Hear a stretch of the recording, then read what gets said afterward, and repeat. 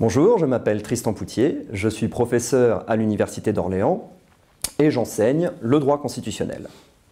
Le droit constitutionnel, pour vous qui êtes lycéens, c'est peut-être quelque chose dont vous avez entendu parler, mais ça reste sans doute quelque chose d'assez étranger. Et le but de cette vidéo, c'est de vous donner quelques informations de base sur ce qu'est le droit constitutionnel. Vous savez sans doute qu'aujourd'hui, l'ensemble des peuples de la planète vivent au sein d'une même forme d'organisation politique que l'on appelle l'État.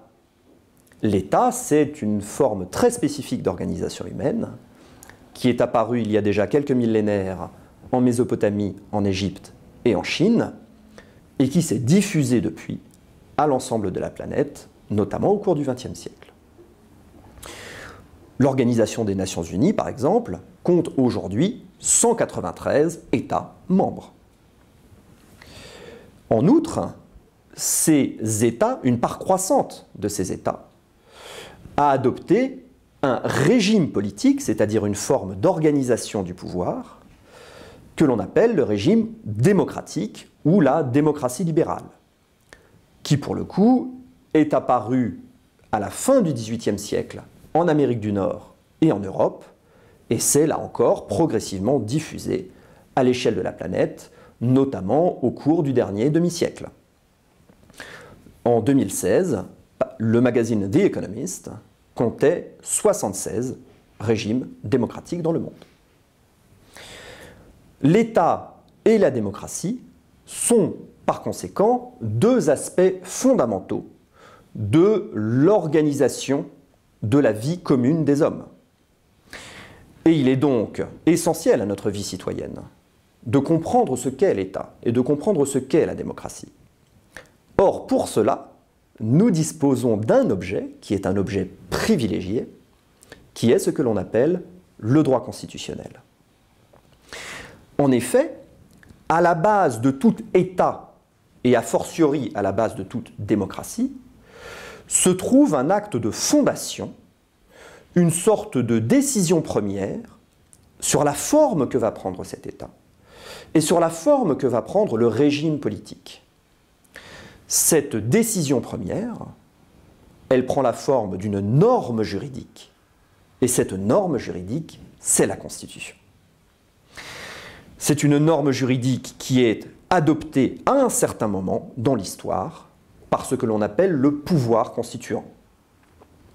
Qui plus est, elle prend aujourd'hui la forme, dans la quasi-totalité des pays de la planète, d'un texte synthétique qui consigne donc l'essentiel de la forme de l'État et de la forme du régime politique.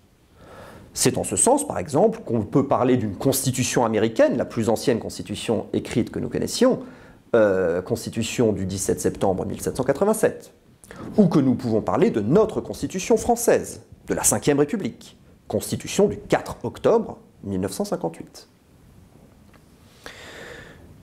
Ces constitutions, je vous disais, elles fixent la forme fondamentale des États et la forme fondamentale des régimes politiques.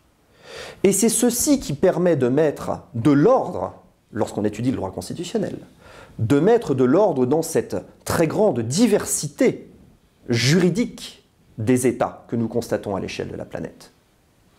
Pour nous, Européens, par exemple, nous connaissons une diversité de formes d'États. Nous avons des républiques, la France, l'Allemagne, nous avons des monarchies, l'Espagne, les Pays-Bas, le Royaume-Uni. Qui plus est, ces États connaissent des organisations territoriales fondamentales qui sont distinctes. La France est un État que l'on appelle unitaire. Une loi, une administration, un système judiciaire. L'Allemagne, par exemple, est un État que l'on appelle un État fédéral, avec divers États fédérés qui ont chacun leur loi, leur administration, leur système judiciaire.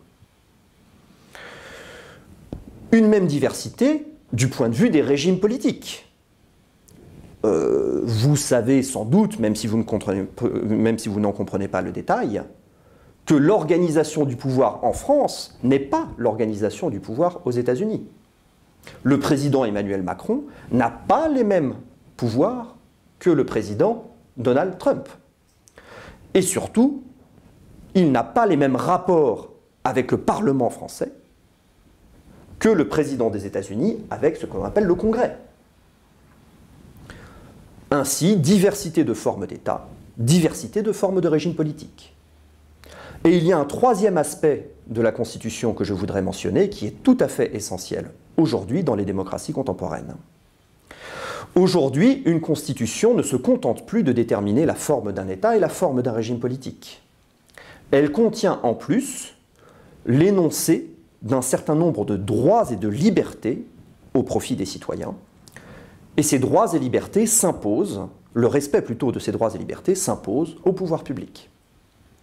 Or, cette garantie formelle des droits et libertés par le texte de la Constitution est à la base d'une institution essentielle des démocraties contemporaines que l'on appelle le contrôle de constitutionnalité des lois, qui est né aux États-Unis et qui s'est diffusé par la suite dans la majorité des démocraties occidentales et non occidentales.